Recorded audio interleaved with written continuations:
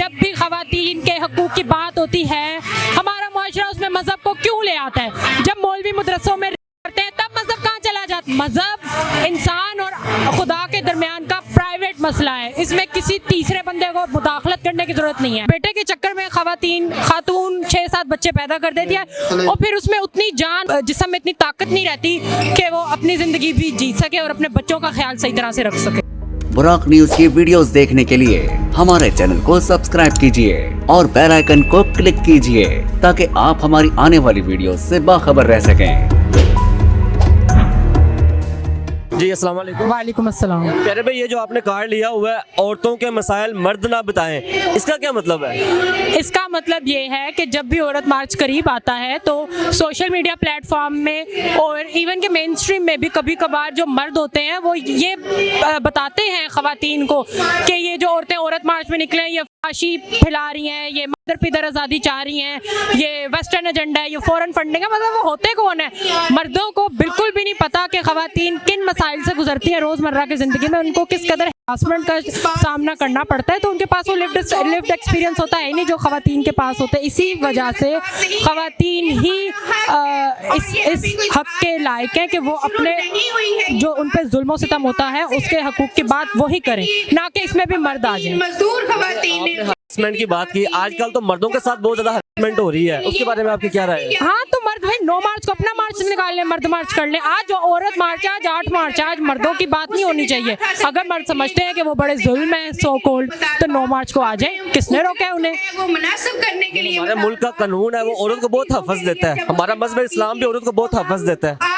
देखिए, आपने मज़हब की बात की तो बिल्कुल ठीक है, मज़हब ख़वातीन को हकूक़ देता है, लेकिन मसला है कि मुसलमान मर्द नहीं देता औरतों को हकूक़।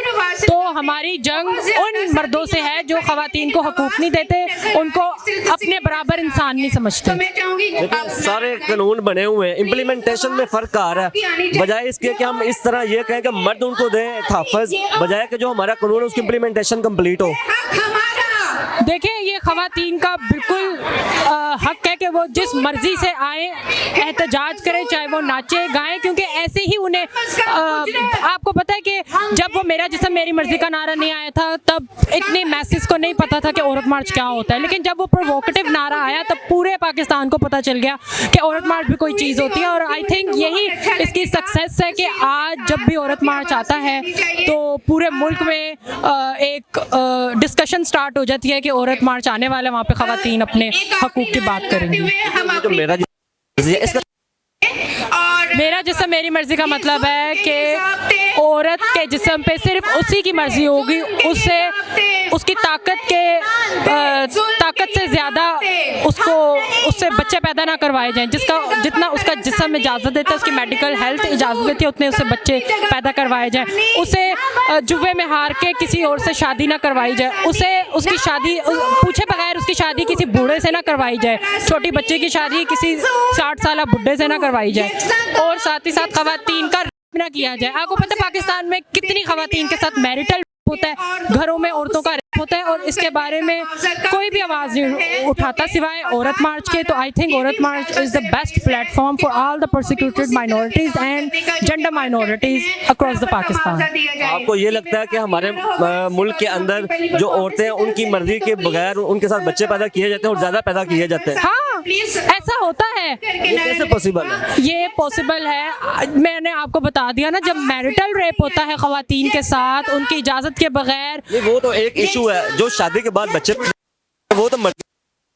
आपको पता है ये प्रेशराइज कौन करता है? मर्द करते हैं कि औरतों के अगर पहली औलाद बच्ची हो गई तो दूसरी दफ़ा मर्द और हमारा मुआशरा जो पिदर शाहाना मुआशरा वो औरत को प्रेशराइज करता है कि तुम दूसरा बच्चा भी पैदा करो, हमें बेटा चाहिए, बेटा चाहिए। तो बेटे के चक्कर में खातून 6-7 बच्चे पैदा कर देती है और फिर उसमें उतनी जान उसकी जिस्म में इतनी ताकत नहीं रहती कि वो अपनी ज़िंदगी भी जी सके और अपने बच्चों का ख्याल सही तरह से रख सके। इसका मतलब ये हुआ कि हमारी सोसाइटी के अंदर जो मर्द है उनकी तरबियत अच्छी होने वाली है। हाँ बिल्कुल, ये इसीलिए उन मर्दों को एक ये पैगाम जाता है औरत मार्च की तरफ से कि अब औरतें जाग चुकी हैं, ये मर्दों के जुल्म सितम को बिल्कुल नहीं सहेंगी और ये अब मर्दों को शट अप कॉल देंगी। हम मुसलमान हैं, आप भी। हाँ हमारा जो मजहब इस्लाम है वो कहता है कि जो औरत है उसकी इज्जत पर्दे के अंदर है। यहाँ पे आप जिस तरह ये खवातीन, आप इसके बारे में क्या राय रखते हैं? देखिए, पहली बात तो मैं ये वाज़ह कर दूं कि जब भी ख़वातीन के हकूक़ की बात होती है, हमारा मुआशरा उसमें मज़हब को क्यों ले आता है? जब मौलवी मदरसों में करते हैं तब मज़हब कहाँ चला जाता है? नहीं, एक मिनट मुझे बात सुनने दें। जब मौलवी मदरसों में बच्चों का रेप करते हैं तब वो मज़हब कहाँ चला जाता है? कुरान पढ़ाते हुए एक बच्ची का मौलवी ने कर दिया, मौलवी ऐसा करते हैं, तब इनको इस्लाम क्यों नहीं याद आता?